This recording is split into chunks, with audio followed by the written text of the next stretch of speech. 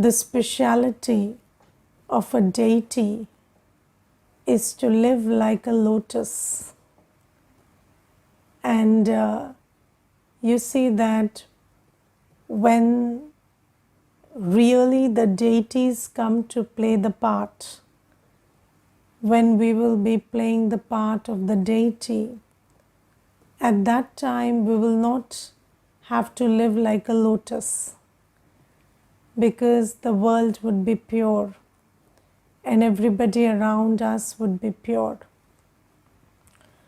But at this time, when we are becoming deities, so the quality that makes us a deity is to live in this old world like a lotus.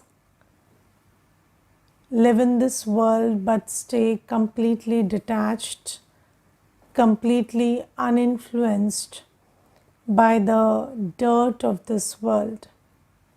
And you see, when we make images of deities, whether in the form of idols or pictures, how do you describe them? So you give them a lotus throne. Yes, they sit on a throne of a lotus. And then in Hindi, when you describe each part of the deity, then you say that the ears are like a lotus, Karn Kamal. Yes, the eyes are like a lotus, Nain Kamal, or the mouth is like a lotus. So Mukharvind, they say. Arvind is again lotus. So you see Hast Kamal, the hands are lotus hands, or they say that Charan Kamal, so the feet are lotus like. So everything about the deity is described like a lotus. And Baba has told us the secret very well, that we will become deities based on our actions in Sangam Yuga. So let us check for ourselves, do we have this speciality that would make us a deity?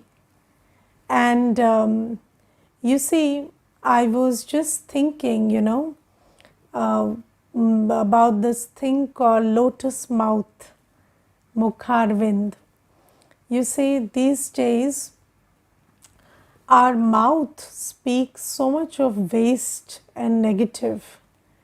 And if you look at it, all our conversations are basically wasteful. Yes, how many words in the day or sentences in the day do you speak which are actually necessary? Yes, very little.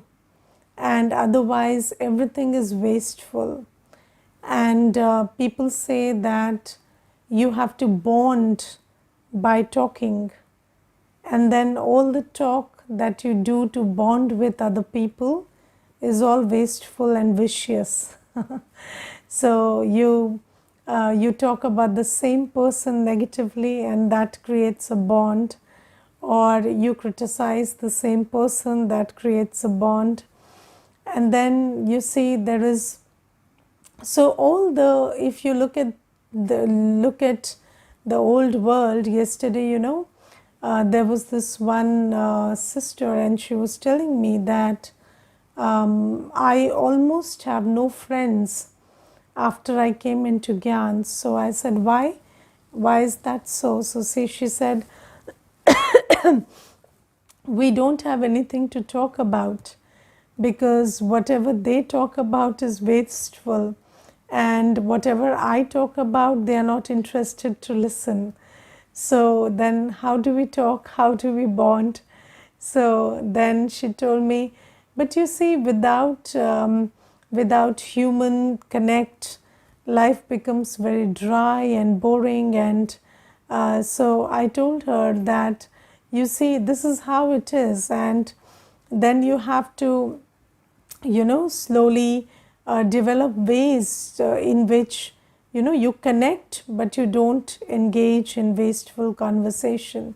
So she said, I don't know, I can't see that happening in the near future, because right now it's just like they talk all about, this person and that person, and I'm not interested in that. And then whenever I talk about Gyan or something, they are not interested. So we barely talk. And then I asked her, what are your feelings when this is happening?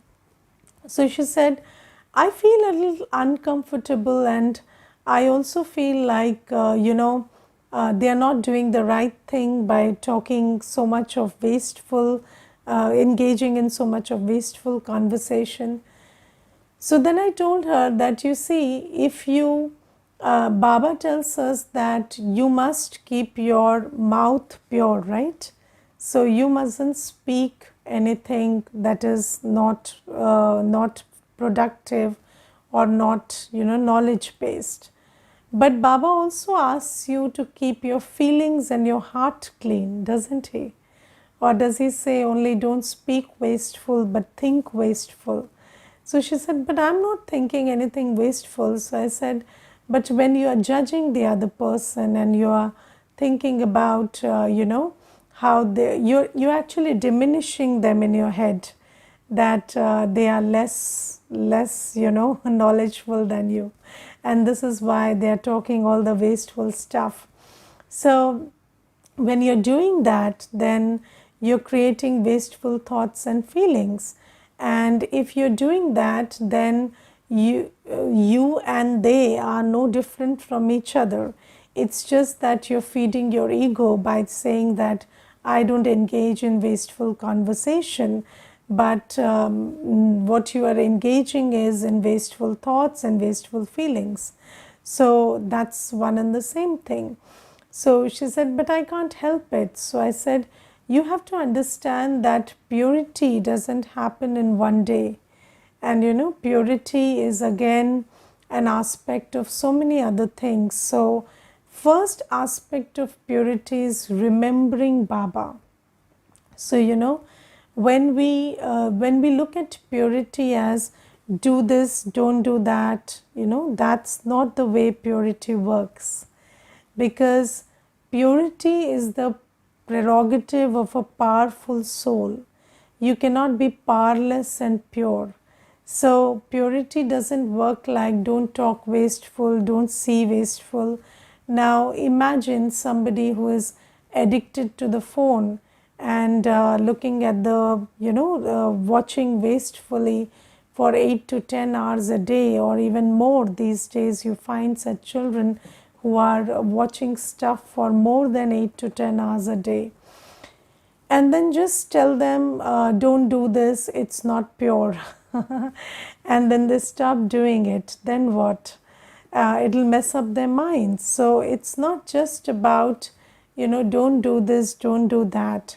It's also about generating the power to do what you're supposed to do, so that you don't have the attraction to do what you're not supposed to do.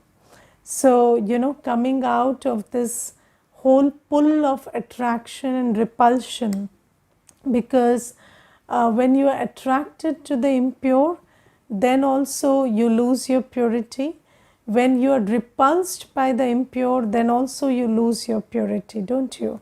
So if the impure world attracts you and you want to engage in it, then also you lose your purity.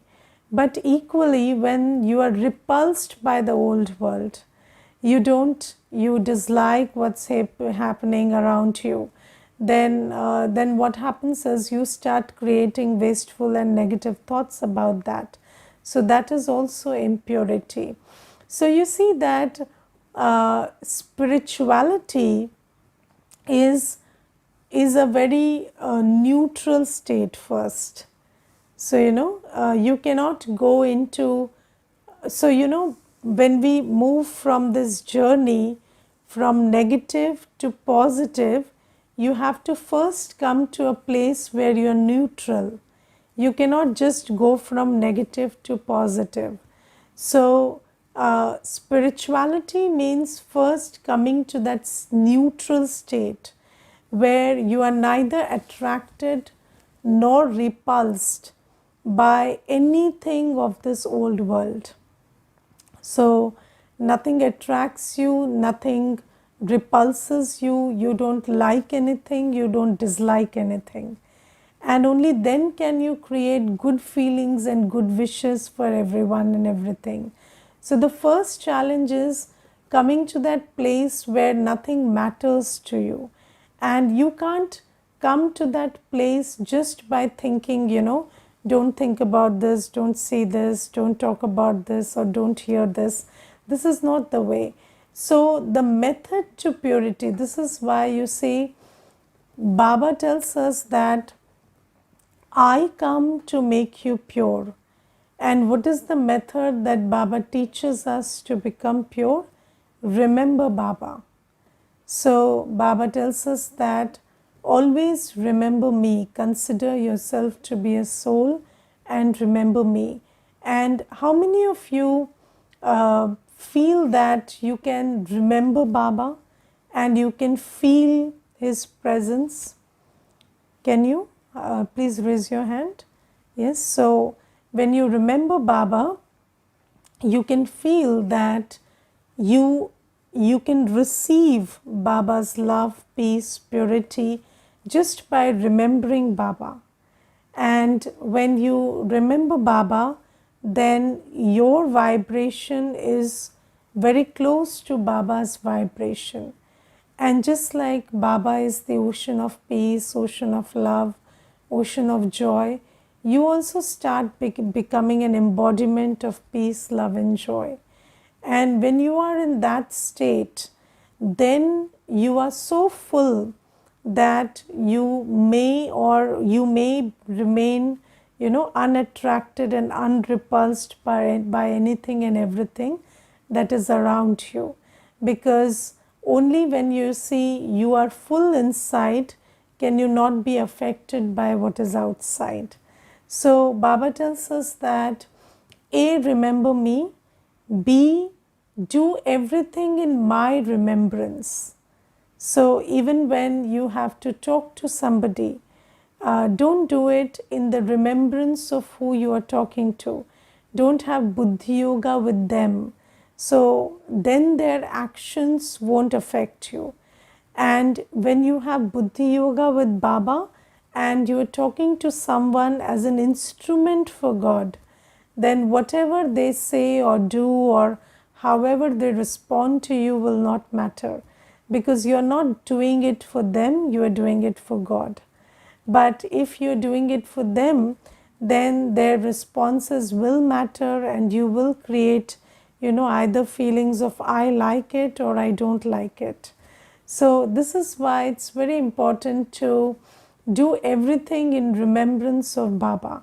And I also asked that sister, you see, that when you're talking to somebody and that person is not liking what you are engaging in. So let's say you told that you don't engage in wasteful conversation, and let's say you are talking about Baba or you're talking about something related to Gyan or something that's productive, and that person doesn't like it and they are not engaging very passionately in that conversation, then what are the feelings that you have? So she said that I feel like I should stop and I feel like, I'm not being received well. So I said, but why do you feel like that? Because you're still caught up in their responses. So what makes you feel that way when you're doing it on Shrimat? When you're doing it on Shrimat, then whether they take it nicely or not, they are in that place and it's their drama that they will receive it, and you should give it with, with a lot of good wishes and good feelings. And let me tell you one incident. I had once, in the center, we had organized a program for teenagers, and in that group there were 8 teenagers who came, just 8. It was a very early morning batch. I think 5:30 or 6 a.m. we did it, and it was only 8 people. And then all the 8, when they came to the center, they were pushed by their parents to go. Yes, and parents literally assembled them and threw them in the center. That was the scene, because they were not willing to get up. It was holidays, and some parents just forced them to come. And when I started the session, they were all giving me such dirty looks, and they were not interested at all. And then I asked them, did you come by your own choice, or did your parents force you? So they said, of course our parents forced us. Who would come at 5:30 in the morning? So I said, you see, even if you were forced, now you don't have a choice. So you and I have to be together for 1 hour. So I will speak and you will listen. And if you want this 1 hour to give you any utility, listen carefully and participate and be happy about it. And even if you frown, I'm not opening the gates for you, so you are stuck with me. So then, they kind of, there was a camaraderie, and then they started talking, and it was such a good session. And by the 3rd day, they were willing to come on their own. And why I'm giving you this example is, even if somebody is not interested in listening to you, you must know that whatever you are speaking based on knowledge is something that will give them some utility. And if you have that faith and you speak with that happiness and you speak with that conviction, then even if, and you maybe, in this case I got the result, but maybe you don't get the result in some cases also. But still, when you have that faith and conviction, your karma will be rewarded by Baba. So don't fall into that trap of, either creating negative feelings, or getting affected by they not giving responses. But keep your mouth pure, because you see, every organ has to be purified, and when we go to the deity world, it's a pure world, and you cannot go without the purification of all your organs and sense organs. So Baba tells us that we have to live in this world and see with purity, hear with purity. So you see, even if somebody is speaking to you words which are not necessarily coming from a place of purity or coming from a place of good wishes and good feelings, the thing is, whatever they are giving you has to be received by you through the ear, right? So purify your ears, and instead of listening that they don't like you, or they they are not happy to see you, or they are not happy to talk to you, just listen that that's a weak soul and they can't help creating those feelings, and have compassion and listen to whatever they are saying, not in a manner that it produces anger in you, but in a manner that it produces compassion in you. So it's up to you to purify all your sense organs, and just think about how huge this aspect of purity is, that if you just worked on your purity right now, then you would change into a deity. And when Baba says that just by being pure, by taking the help of yoga power and being pure in every second, in every action, you will become a deity, then you must understand that it's not going to be child's play. It's going to be challenging. And in this old world, if you just manage to be pure, then you'll become a deity.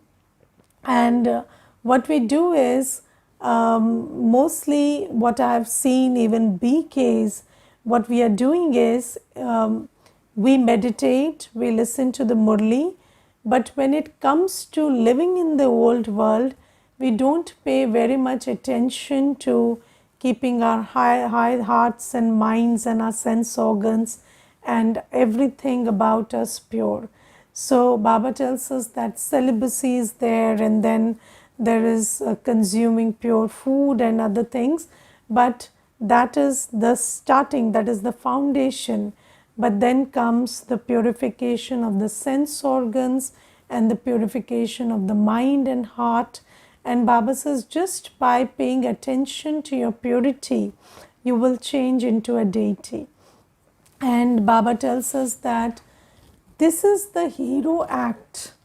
This is the act of heroism, or this is the act that distinguishes us from others, and this is what makes us a deity. So I would request you to pay attention to your purity every second of the day, because this purity is going to change us from a human to a deity. And then today Baba tells us that you can become the king of an imperishable kingdom by using an imperishable method. And what is the imperishable method? So just keep saying Vaha Vaha to everything. Yes, what do we say? Vaha Vaha or why? Why is this happening, or why is that happening? Now, do you know that this why is a sanskar? Yes, this why or getting or having complaints about everything is a sanskar. It's not that, how we justify our sanskars is that we say the situation is such or the person is such that obviously I will have complaints with them. But complaining is a sanskar. Getting irritated or complaining or questioning, why is this like that, why is that like that, and not accepting everything the way it is, it's a sanskar that we have created in Ravan Rajya. And it has got nothing to do with the inappropriateness of the situation or the behavior in front of you. And the thing is that we don't recognize our sanskars, do we? Because we have been using this instrument of blame for so long that we always blame our sanskar on another person's behavior or on the situation. But let me assure you that if ever you were in a situation where there were only robots around you who would just do as you say and just behave the way you want, and even if everything happened at the click of a button just like you wanted it, still you will have complaints. Because complaints is not about the situation or the person. Complaint is a sanskar. And people have complaints with their phone also. And the phone is a very well behaved machine. So, it's just doing what you ask it to do. But still you have complaints with it. So the thing is, don't go into this why, but Baba says variety is the spice of life, yes? And how would, just think about this whole drama and think about everything happening in a very set pattern all the time. Nothing happening, the way you didn't expect it, or nothing happening according to not your wishes. And this drama would become very boring. And the wonder of this drama, the beauty of this drama is everything surprises you. And Baba says that you must be able to feel the wonder of this drama. And Baba says, say Wah Baba. And saying Wah Baba is easy, right? Because Baba is perfect, so saying Wah Baba is easy. And second thing Baba says, say Wah Drama. So are you able to say Wah Drama all the time? So Baba says, drama is also perfect. The only thing is you have to harmonize your sanskar with the drama. Drama is also perfect, but because right now we are in disharmony, because our sanskars are going one way and the drama is going another way, that's why we can't say why drama, and we say why drama. But the thing is, if you just kept absorbing whatever Baba is teaching you, and Baba's teachings and remembrance of Baba is the method which makes us harmonize with the drama. So the more you imbibe Baba's teachings, the more you imbibe yoga power, then you start harmonizing with the drama, and instead of saying why drama, you say Wah drama. And I remember there was this one Mata, and when she came, her son had some illness, and at that time she was always saying, why Didi, why this happened, why that happened. And then she took the gyan and she started remembering Baba, and it took a while, but the disease that the son had was pretty chronic and it was not going away. And then, but you know, in 6 months' time, I remember once she told me, Didi, the drama is wonderful. And I can see so many good aspects of the drama that I really don't have any complaints. And after that, I saw her son also receiving some magical help and getting treated. But first, she had to come into harmony with the drama.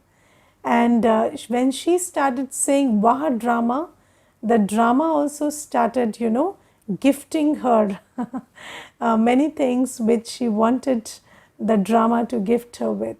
So this is what I have seen, that don't create disharmony with the drama. Just like you trust that Baba is perfect, trust that the drama is also perfect, and in every scene, instead of saying why, learn to say Wah Wah. And then the third is Wah sweet family, which is the most difficult one, I think, yes, because whether you live in the Lokik family or a Lokik family, you find that the sanskars are so different that it makes you, you know, wonder, why is this talking like this, why is this sitting like this, why is this one moving like this, why is this one behaving like this, what kind of decisions are they taking, and what is this behavior, and you keep you know, questioning why in every scene. But if you just understood that everybody is playing their role, and whether it is in sync with your role or not doesn't matter, because again, variety is the spice of life, and everything, you know, we are varied characters. And instead of saying this is bad, this is good, if you just said this is wonderful and amazing, just change the vocabulary. I remember there was one teacher in our school, and she never used these words good, bad, wrong, right, appropriate, inappropriate. She would always use this word interesting. And whenever we girls in the school, we did something, you know, very very naughty or very mischievous, then she would say that you people gave me an interesting day, And although I will not thank you for it, but it's okay. So she would always use this word interesting. And I remember just because she always used that language, we also started using that language. And in school, also, by the time we were in 7th, 8th grade, I remember most of us didn't use this language. This was bad, this was good. We always use this word interesting. And when I came into Gyan, Baba gave us this very beautiful word, wonderful. And Baba says, everything you see, everything you hear, all the behaviors that you encounter, say it is wonderful, it is amazing. And Baba says that everything, whether another co-actor with you, which is a co-actor in the drama, they are not behaving according to your sanskars, but they have their own wonderful sanskars. And instead of questioning and debating whether that's right or wrong, just know that it is wonderful. So Baba says, replace this word why with vaha vaha, and then replace this word I with Baba Baba. Okay, so how many times in a day do you use the word I? And there was a survey, and people's phone conversations were recorded, and the word that was used most in all the phone conversations was I. So I is the word that is used most all the time. And of course, you will use the word I, but in your mind, you have to change that word to Baba. So, every time when you go to office and your boss says, will you finish the work in time? Then if you say Baba will finish it, so Baba will finish it on time, it won't help. So you use the word I wherever it is appropriate, but then in your head you know that it is Baba that is doing everything through you. So Baba says that when you use this word Baba instead of I, then it makes you very light. And have you seen the burden of I? Have you ever been in this situation where after 4-5 hours of work, you sit and just mentally count, I did this, I did this, I did this, I did this, and I did 20 things right from getting up until now. And then after that, you don't have the energy to do the 21st thing because this I makes it very heavy for you. And then you don't have the capacity to do one more thing because this burden of I is very huge. And Baba says that always know that you are only doing what Baba has made you capable of doing. So never take that burden of I, and always know that Baba gave you the speciality, the strength, the understanding, the qualities to do everything, and that's why you're able to do it.